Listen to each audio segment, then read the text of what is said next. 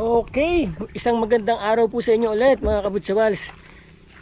May bago na naman tayong listing para sa ating real property. Ano po, this time, isang maliit lang na farm.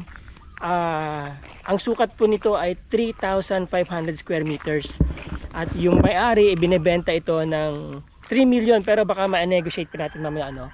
So bago ko kayo i-tour, gusto ko munang i-shout out si Sir Franklin Del Mundo. Shout out po sa iyo. Yan po, lagi po nakasubaybay sa mga videos natin yan. Hope one day sir makita ko kayo ng personal. Alright, so anyway, ito po yung farm na binebenta. Tanong po natin yung frontage. Okay, again, nasa Mabanligen, San Narciso, Mabanligen, Barangay Bedeng, San Narciso, Zambales po ito. Maganda po ang kalsada. Yan po, palabas ng National Highway. Ito naman po, papunta ng San Marcelino, shortcut. Saan ang frontage niya? Saan ang frontage? Ang harapan? Mag-start po dun sa poste. So, start dito sa poste na yan. Okay, hanggang... Ito po yung muhon. Nandito yung muhon. Ito po. Ipapalinis po ito ng may-ari. Okay, yon, yung muhon. Right. So, as you see, medyo masukal ano po, pero palilinis po na may-ari yan. Okay. Magandang senyales po yan, masukal, ibig sabihin mataba lupa.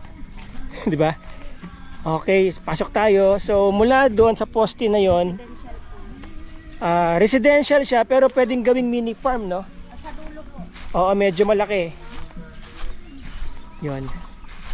Pasok tong mga puno ng mangga. Opo, pasok. Anong mangga to? Kinalabaw? Harap. Oo, kinalabaw po ito, parang mga century old mango trees na po ito, oh. Alam niyo mga kabutsawals, no, itong mga manggang ganito, hindi po ito grafted, kaya mas malakas po mamunga yan at saka mas matibay po yan. Mas matagal na panahon po ang pakinabang nyo dyan. Baka abutan pa po yan ng mga apo ng apo nyo. Ayan, no, marami pong mamunga pagka ganito ang klase yung mangga. Oo. So ayan, meron nang natumba dito pero tignan nyo, oh, buhay pa rin siya, di ba? So maraming punong ano dito, ano, itong kawayan hindi na sa kanila. Kasama pa po yan. Kasama yung kawayan, no? Ano to? Kiling kawayan? Kiling kawayan. Kawayan po yan. Kasama po yung kawayan. Ito po, nakakawayan. Oh. Swerte po na makakabili nito. May kawayan na kayo, oh. Pagka gusto nyo gumawa ng parang mga kubo-kubo dito o gawin itong parang mainland resort, napakaganda po nito. So ayun po yung bahay. No, hindi na po natin papasukin, wala na yatang tumitira diyan, no? Wala po. 2 bedrooms po 2 yun. bedrooms yan, hindi ko na po papasukin, baka mamaya may nakatirang ano, dapat kasama natin si Cobra Prince. Pero hindi na po natin papasukin, pero may bahay po. Ayan, may bahay diyan. 3 bedrooms daw yan. Na-finish na po yan, tatalisan na. Na-finish na daw yung loob niyan, tatailsan na lang. So hindi na po natin papasukin, ano, for safety reason. Pero once na meron po nagka-interest sa property na to, papalinis po ng may-ari, siya na pong bahala magpalinis. Pero again, gusto ko lang i-reiterate, no, itong kawayan, napakalaking ano po nito, pakinabang. Meron na kayong ilang puno ng kawayan, no, palilinis nyo na lang. Opo, iyan sa panahon ngayon, bibihira po yung may ganyang kawayan. Iba din po kasi yung kiling, iba din po yung kawayan. Ang kawayan po ay may tinik. May tinik to, ano, te? Ayan, may mga tinik. So ito po yung kawayan na ginagawang kubo-kubo. Yan. Oo. Ang baka mamaya ang isang ganyang kawayan ngayon, hindi lang siguro mga 400 na siguro isang piraso, no? Lalo na straight lang. Oo, straight na straight to, ang hahaba, oh, gaganda. Okay sir, hanggang saan po ang ano? Ang property? Oh, ang ganda dito, malamig mga kabutsawals. Residential. Ito yung residential. Ilang gaano ka ano to, kalaki? Nasa lot plan niya po eh. Pwede makita mamaya yung lot plan? Saan nandyan po si... PM mo sa akin. Sige. Okay, so ako estimate ko lang po ang na-send sa akin. ang estimate ko po nito, ang area po ng residential nito ay mga nasa 1,000 square meters. Tapos ilan ang total ng area, ate? 3,530. 3,513. So more or less meron po kayo mga 2,500 na farm area. Ano to? Anong puno to? Okay. So may mga kakaibang puno dito na tanim, ano? Sana naman yung makakabili nito, huwag nang paputol itong mga puno na to. Clearing lang sa ilalim. 'Di ba? Okay, so meron kayong ilog dito. Tatawid po. Alright. Hindi na tutuyuan to? Hindi po. Oo, kasi ano na ngayon, oh. Magagamit po yan sa pagtanim ng Oo, magagamit niyo pagtanim ng palay. Itong rice land po sa dulo, may daanan po pa ganun. Okay. Pagka umuulan, hanggang saan ang tubig dito? Diyan po sa may tulay na yan. Sa may tulay na to, nandiyan na. Yan lang yun. Hanggang yan lang yun. Okay. So, Pag umuulan po, pwede pong dumaan dun sa likod. saan? Doon po, May daanan dito sa likod. Saan ang entrance nila? Dito? Doon po mama ituturo. May kalsada rin? Meron pong kalsada Okay. So, sige. po nila to, mama. Tawid tayo dito. Diyan po yung rice land. Oo. May mga isdang maliliit, oh. Ang ganda ng vegetation dito, mga kabutsawals, oh. Napakalaking bagay nito na may mabili kayong area na meron ng ilog. Oo. Yan. May source na po kayo kaagad ng tubig. Pwede kayo magtanim ng gulay o ng kung ano-ano man dito. Saging lalo na. Oh. Hanggang saan ang property? Sir?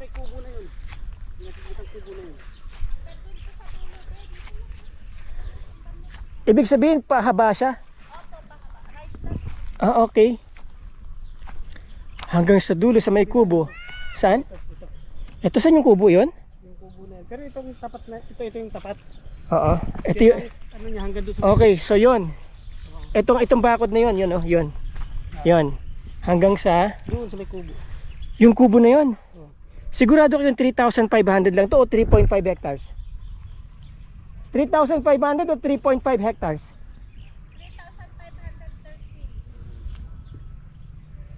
Square meters? Square meters?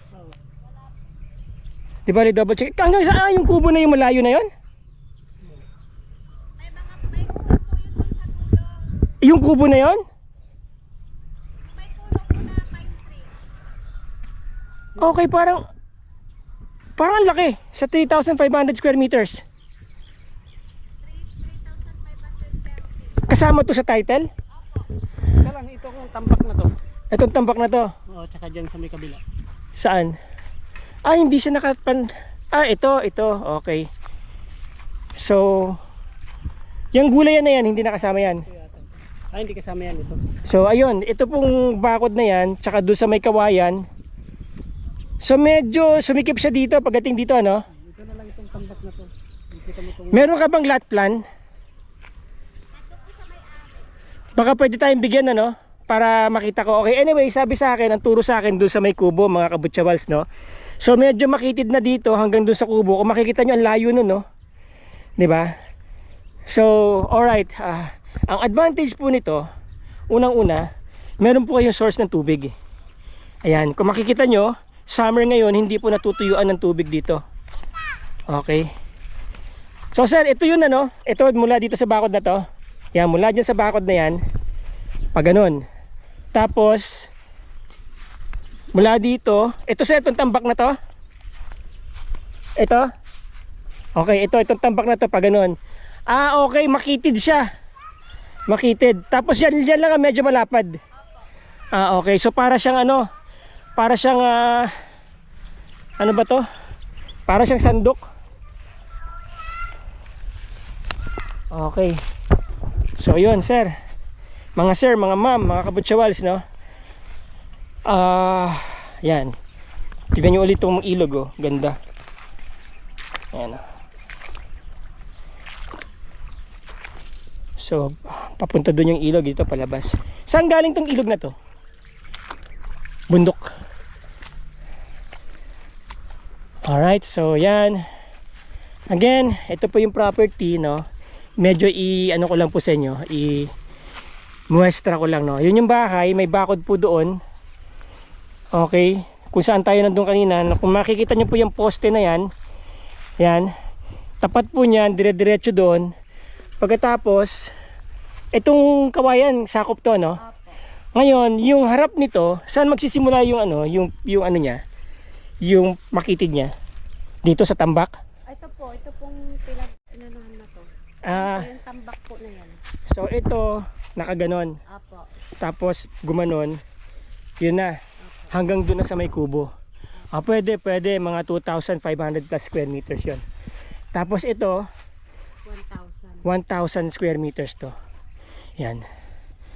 So yan, kung interesado po kayo, PM nyo na ako kagad kasi mabilisan po to. Baka pwede pang babaan na may-ari sa 3 milyon. Ano ate? Baka pwede pa nilang ma-negotiate, ano? Negotiate po ito. Okay, negotiable. 2.6. Oh, nakita nyo naman, pwede raw 2.6. Siguro yung buyer na ang magpabahala sa transfer. Opo, yung transfer of title po Sa buyer na. attorney's fee lang po ang seller. Okay, so tsaka capital gain siguro. Opo, sige. Okay, yung CGT, tsaka yung attorney's fees, yung seller na po ang bahala. So, willing po siya ibigay ng 2.6 million. The rest, kayo na po ang bahalang mag-transfer. So, prior to transaction, kung interesado po kayo, pwede po kayong magpa-verify, pwede nyo pong puntahan dito at sasamahan kayo ni, anong pangalan mo natin? Ayun nga pala, sorry. Sasamahan kayo ni Miss Russell for verification ng mga documents.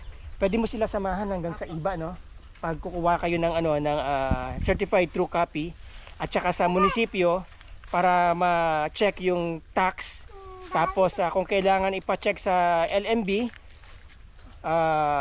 pwede rin po. Okay? Pero importante, ma-check po doon sa Register of Deeds kung wala pong mga annotation doon sa title. Pero tingin ko wala naman po dahil original title ang hawak na may-ari. Okay, ano po to? Based on aking sagap na information kay Miss Russell, ay clean title siya in the sense na unang-una ang may-ari ay buhay. Siya ang signatory. Dalawa silang mag-asawa. Okay. And then hawak nila yung original title, Original title. So hindi pa po ako sigurado kung original certificate of title or transfer certificate of title. But whichever, basta wala pong annotation yan, ay goods na goods po itong property na to. Goods na goods po talaga to. Ayan, Kung may pera lang ako, bibilhin ko to. Baka meron pong mga viewers dyan na gustong mag-donate ng lupa sa akin, Ano yan? Certified. Certified transfer certificate of title. TCT nakalagay. Transfer certificate of title. CTC po yan. TCT. Ay, opo, TCC. Hindi siya original certificate of title. Transfer certificate of title. Okay, good. Okay po yan. May nakalagay bang free patent? May nakalagay na free patent sa taas. Saan? Labo kasi. Ito. I-send mo na lang sa akin. Sige po. Oo. Malinaw. Okay. So yan mga Lods, mga kabutsawals. Ito, shoutout kila sir. Ayan po si Russell, si Ma'am Russell, tsaka si Sir Jesse. Anong pangalan mo? Ano daw? MJ. Okay. Isa pa lang? Lucky charm po yan. Antipid nyo naman. Pag nabenta to, dagdagan nyo na. So anyway, ayan po. Meron po kayong parang century old mango tree siguro to, Century old na kaya to? Opo, matagal na po. Century old mango trees, Ngayon kung sakasakali, kung magkakaroon kayo ng clearing dito, pwede nyo namang hindi ipatanggal yan or ito lang natumba yung patanggal nyo para mas mamunga ng husto. Tapos, ang malaking advantage po dito, again, sasabihin ko po sa inyo, meron na po kayong kawayan para magamit nyo sa construction. Okay, hanggang dun sa kanya, yung kawayan na yon. So, ilang puno? 1, 2, 3, 4, 5. Tama ba ako? 5 tumpok? O yung doon, hindi na sa kanya? Yung banda rin natin din. 1, yun, sa kanya pa yon. Ito, 1, 2, 3. Meron na po. Ito, marami, tapos mga magugulang na, Diretsuhan pa, Kawayan tao talaga to, sir. Hindi ito yung may tinik, ito. Ito po yung kawayan tao na sinasabi dito, yung may tinik, dahil ito po yung pinakamatibay na kawayan na I think endemic po ito sa Pilipinas. Hindi niyo po ito makikita sa ibang ibang bansa unless na may nagtanim na doon, syempre. Ayan, yan po yung ating kawayang tao ng mga ng Pilipinas. Yan. Tapos meron puno po dito ng santol. Okay, ilan ng puno ng mangga? 1, 2, 3. May puno ng star apple dito, 2.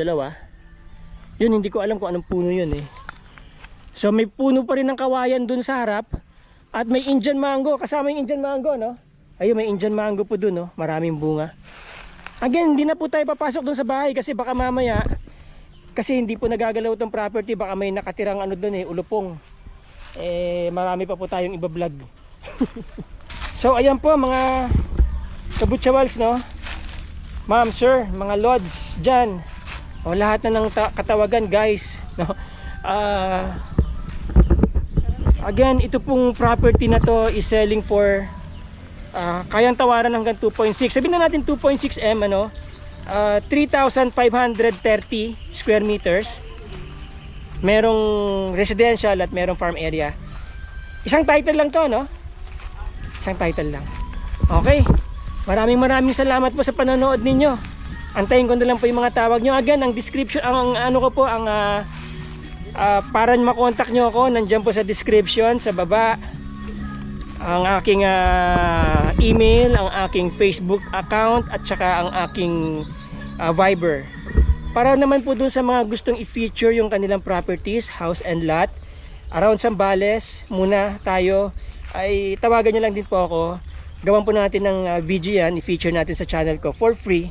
Tapos pag-usapan na lang po natin yung commission kung sakasakaling maibenta po natin through my channel yung property po ninyo. Okay, maraming salamat po.